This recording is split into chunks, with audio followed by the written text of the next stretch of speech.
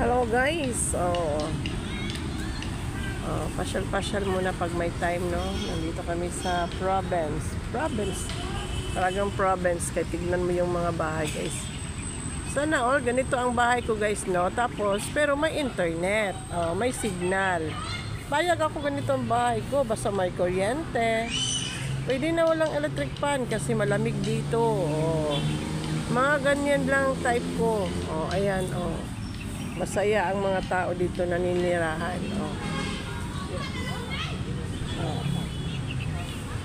Masaya sila ditong naninirahan guys. Saan ka pa dyan?